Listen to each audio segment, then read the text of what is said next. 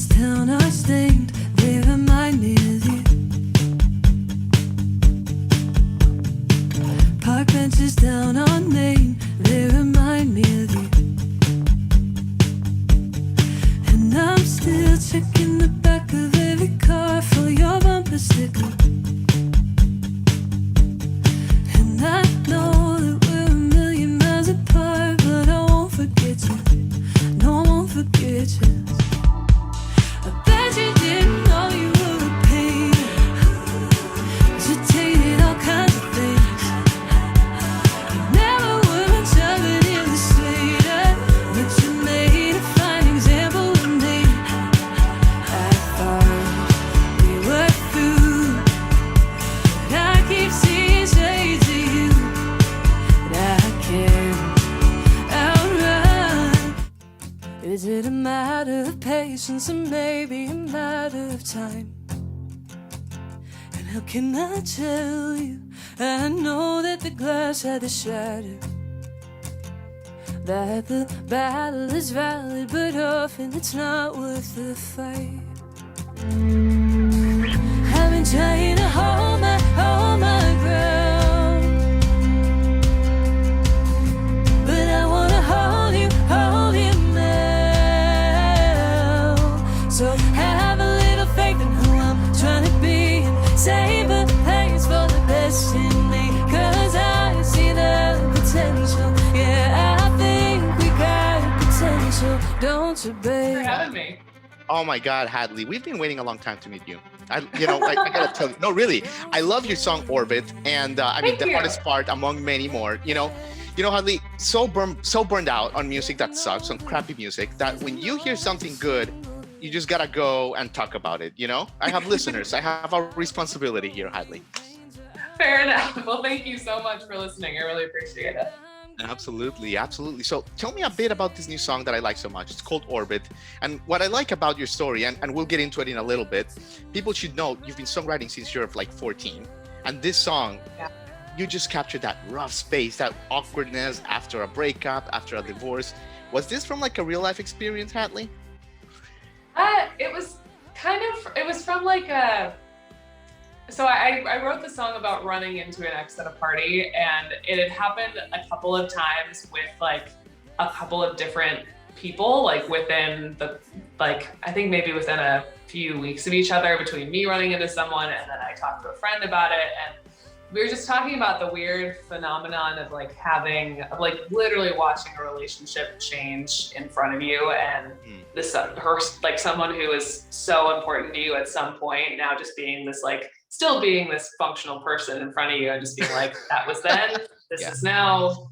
It's all weird, but it's all part of the experience of moving on, Yeah, definitely. I mean, you captured it perfectly in an upbeat way, if that's possible. But Hadley, what I love about you, and it became clear in research, is that you always had such great confidence in yourself from early on. Most kids, they don't know anything at 14, at 16. You don't know, you don't believe in yourself enough. I mean, you don't know, but you always seemed to have this belief that you were strong enough to overcome all the doubters, from Winnicott, Boston, and anywhere in between. Oh, well, thanks. It's definitely a work in progress still today, for sure. And I definitely had I think part of the reason I started writing songs is because I wasn't very confident in how I felt and how it took a little bit of digging to get to my gut instinct. And so I think that's why I started I've been journaling pretty much ever since I could write somewhat well. And then I started writing songs when I was in high school, just to try and figure my stuff out on paper and in song. And so I appreciate you saying that. Thank you. Yeah. So you started in high school writing then? Yeah, I got a guitar, I think when I was 10. You were and 10, right. I started writing songs probably when I was 14 or 15, maybe. Yeah. Look at you. And now you're such a great songwriter. Oh, thanks. I'm trying. Yeah. Absolutely. So, okay. So before we go any further with your life, which is fascinating, you got to tell me about the song Potential, right? Because the first song, it's the first song we got hooked into from you. And first of all, I mean, some people say you're a pop artist, Hadley. Personally, I consider you're so deep and layered. that you have this unique sound. It's you just can't describe it. It's way beyond pop. It's way beyond anything. Do you Hmm. consider like this pop like how would you describe your sound, Hadley? I It's interesting you ask that because I feel like from one project to the next, it's always a little bit different. Lately, I've been calling it kind of like left of center songwriter pop. Still girl with Left of guitar center. meets drum loops and synthesizers, and I think genre is it's a very like approachable. It's a way to like understand the different types of music that are out there. But I think the beauty about how much immediate access we have to music right now is that like people can tailor their taste to so like small niches, and like also like have access to just like understand it, or to listening to a bunch of different types of music. So we have the opportunity as artists to get as specific or broad, or like dip in as we want to, or dip into a bunch of different genres. And so for me, like Orbit's definitely one of the more like pop, like one of the most into pop, I guess I'll lean, or I have leaned in my stuff as an artist.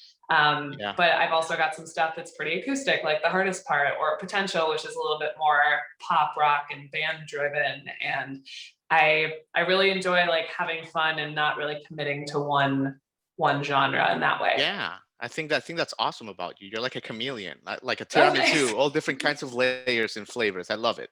I Well, it's love it. fun. I mean, like, I think it's the kind like, why not? Like as a listener, I'm into so many different types of music. So like as an artist, like I want to take the opportunity to take that inspiration and put it in a bunch of like, throw something at the wall, see what sticks and see what feels Yeah, good. absolutely. Did you write this song with another person, Hadley? Potential? Because I mean, when you write a song like this, I mean, how can you tell when a habit becomes a pattern? Like, oh my, like just straight to your gut, right? Is this like a thought that comes into your head, into your brain, and like stays there for months, like a year, until you're like, okay, it's still there. That's a song. Mm. A line like this, will we grow out of growing pains or outgrow each other first? Like, they just cut right through. Like, what's the process here, Hadley? It's fascinating. Thank you. Thank you. I'm really proud of that song. I wrote that song by myself, and that came from a lot of journaling about where my headspace was at the time. And it was the kind of thing where I really just wanted to find common ground with somebody. And I think a lot of that is admitting, like, okay, I'm not the only one at fault. You're not the only one at fault. Like, kind of what is it, like the sum of two parts is bigger than, I can't remember. I'm butchering this quote, Yeah, yeah, but yeah, yeah.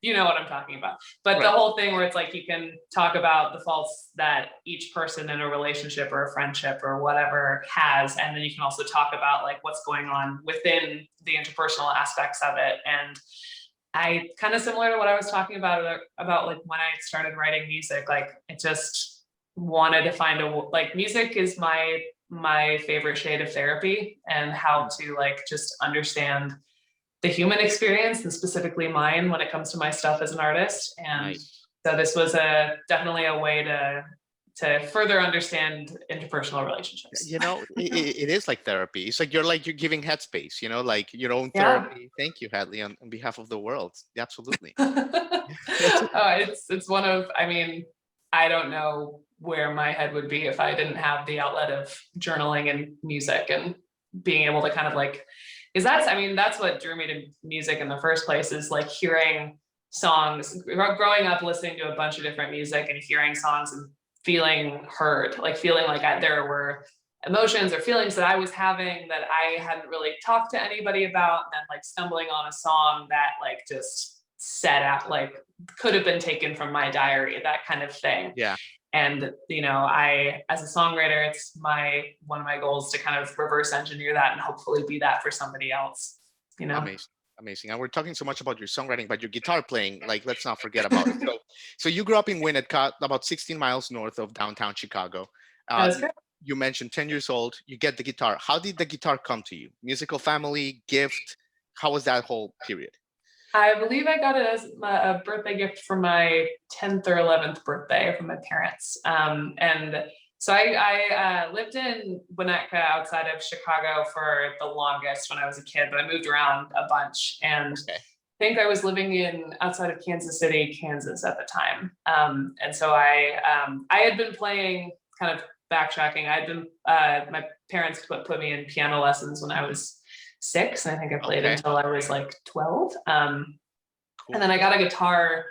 I was listening to I grew up listening to a lot of the Chicks and a lot of like, just a lot of country music, but also like, you know, Michelle Branch, Vanessa Carlton, that kind of like Right. That songwriter golden pop era, of that the, late 90s. yeah, it was great. And I wanted to, I got the guitar, and I think the first song I ever learned on the guitar was Traveling Soldier by the Nice. Chicks. And it Yes. just hits me right in the heart still to this day. Yeah, and I started playing it, and then I think I got distracted and more involved in the singing aspect of things, and choir and musicals and all that stuff, and then kind of came Yeah. back to the guitar as a teenager. Absolutely. Let's talk about choir there for a second, because Mhm. at New Trier High School, you know, you're part of the vocal jazz ensemble. You do the alto. You know, you Oh do yeah. all these great experiences. You travel the country. What are your memories from these times, Hadley, and how did they help you become who you are today? You know. Oof. I there's so much of my experience with choir that still applies to what I do on a daily basis here as a singer. Like, not only as my own, like making my own stuff as an artist, but like I do a fair amount of background singing too. And so to be able to like arrange different vocal parts and like hear different, like hear the voice as an instrument that can really elevate different people's songs or my own work or whoever's. There's so much of that educational aspect from high school and choirs and like my vocal jazz ensemble especially, like that still applies, and I learned so much from it, and I'm so grateful for it. Wow. Yeah. Love that part. And, you know, we're going to have to, you know, there's so much to talk with you. Like we're going to glance over, but, you know, you go to Berkeley School of Music, one of the Mhm. best schools in the world. You start performing at the Bitter End in New York, clubs like that, the Ground Yeah. in Chicago, you know, some of the like really iconic, you know, like really good venues. Things start happening for you, Hadley, basically. Boston Brook, 2013, like that kind of stuff. Yeah. When did it become clear, Hadley, like that Nashville was like the next evolution for you? So at Berkeley, they had this great spring break program where they essentially like bused, I think 100 or 120 kids from Berkeley down to Nashville every year to kind of like, Hadley, that's the difference. Like I'm from Miami, and like you see all these kids in spring break in Miami, and it's like that's why I moved to Nashville, because of the spring break experience you're talking about. It's it's different. wild. Yeah, it's, I mean, like wasn't like a typical college spring break by any means. Like we definitely, like we came down here and camped out just like on Music Row for 5 or 6 days and got to see different panels and performances, and you know, kind of from all over. So like you got different producers that would just talk to you about their experience working as independent or contracted producers in town, and like more people on the business side and in publishing. And then we got to like actually meet Berkeley alumni who were functioning like members of the Nashville community. So it was, So fun. it was a cool like window, like it was a crash course on like on like the opportunity that you could take advantage of here. And I knew that I wasn't totally sure what area of the music industry I wanted to be in once I moved here. Because at school I studied both music business and songwriting, and I wasn't sure if I wanted to be more on the business side or the artist side or the songwriting. I didn't really know, but I knew that kind of regardless of where I'd land, I wanted to do it within these city limits. Yeah. So you fell in love with Nashville? Would that be accurate to say? Head over heels. Yeah. Why does Nashville do that to people, Hadley? Like I look around. I've been here 4 months. It's same thing happened. It's like why it's like it grabs people, doesn't it? It does. For me, it was really like I was really lucky that a handful of my friends from Boston were also going to move down here, and so I was really lucky to start my experience here with some sort of a community built in. But as I spent more time here, like that community aspect has never, like it's only gotten stronger and cast a wider net. And that's been the thing that the reason why I don't consider leaving is that my community is just here. Like some of my best friends, my producers, my bandmates, like, and it's such a community that believes in rising tides raise all Yes, ships, and yes, it's so yes. supportive.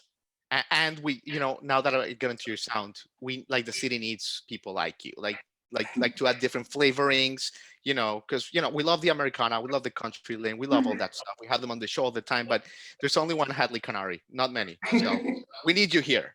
We need you Whole here. thing. I've been here since 2014, and it'll be 7 years in August, which is wild. But I just within that relatively short amount of time, like I've seen the just like with new people moving here every day, like you see the scene diversifying within itself, and all these little pockets in like East Nashville and like the Nations, and like there are all these little, with more people that move here, like there are more like niches and genres being like cultivated, and more underground scenes popping up. So it's a really cool time to be It's here. it's the best. And Yeah. and one of the cool places in Nashville is called the Listening Room. And a couple days ago, from the time that we're taping this, you made your triumphant return to one of the stages there at the Listening Room, right? I did. I So I mean, did. so obviously, yeah, like, okay, the past year has been rough for songwriters, all that stuff. We've that's been covered to death. But let's talk the good, the positive. How was it to get back on stage, Hadley, Listening Room, with your guitar and your songs?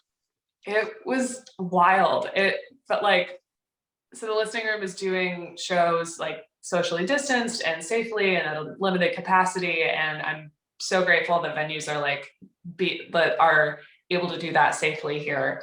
And I said to someone that night, like, it was all too familiar and somehow completely foreign. Like it took a couple songs to feel like I like was starting to get my sea legs back, especially just like talking in between songs. Like there's sitting down and playing the things that I've played for years, and then there's like, oh, I have to talk about this like a human again, like in front of people, and not just People to eating their my sandwich. Let me explain how yeah, this. exactly.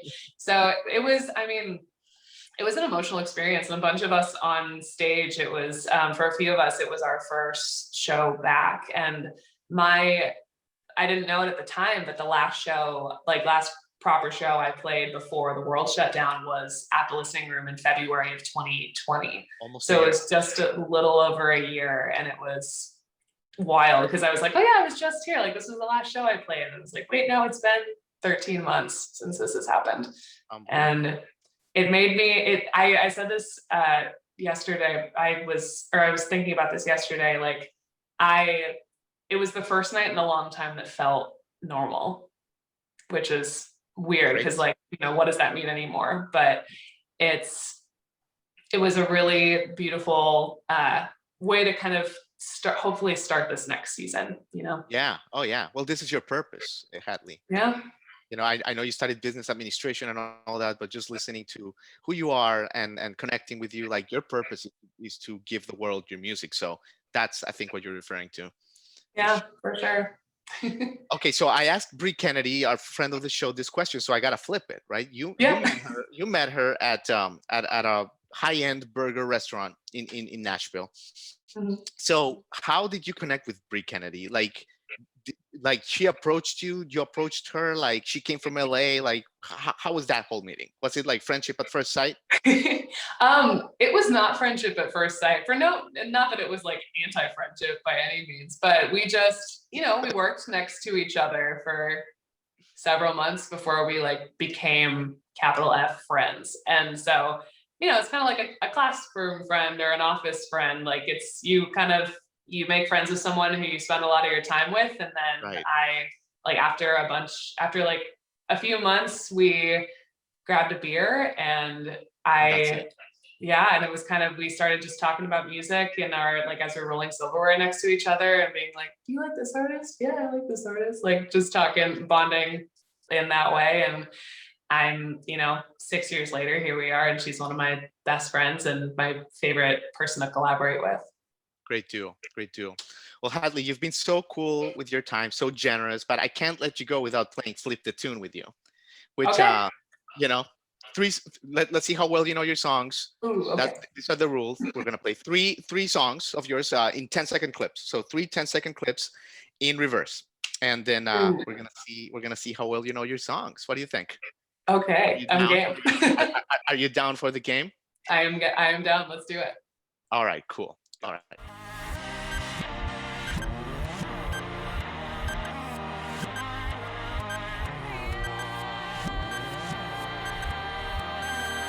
Is that Painkiller? It is Painkiller. Unbelievable, Hadley. I haven't played this in a while, and we said perfect time to bring it back. It has to be a cool Right. guest. It has to be a cool person. There you go, Pain. Is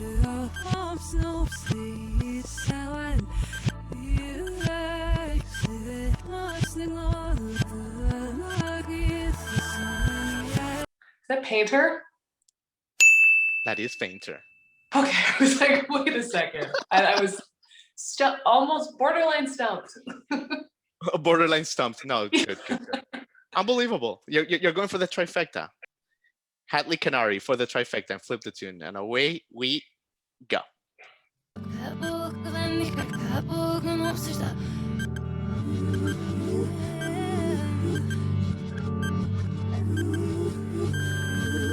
Well, for a second, I was like, wait, okay, that's definitely Bre. But Right. that's the hardest part. That is look at you. I feel like I could do the whole discography with you, and you would just like do 100%. Unbelievable. I've just listened to my own demos too many times. Too many times. I mean, you killed it. Hadley Kennary. Oh, thanks. You have said it all today. What a great artist. So lucky that Nashville has you, so lucky that music fans can have access to your music. You're an amazing talent, and thank you so much for your time, Hadley. Thank you so much. I'm so grateful to people who showcase different types of music in this city. And so thank you so much for having me. Absolutely, Hadley. Take care. Thank you so much. Oh, you too. Bye-bye. Bye.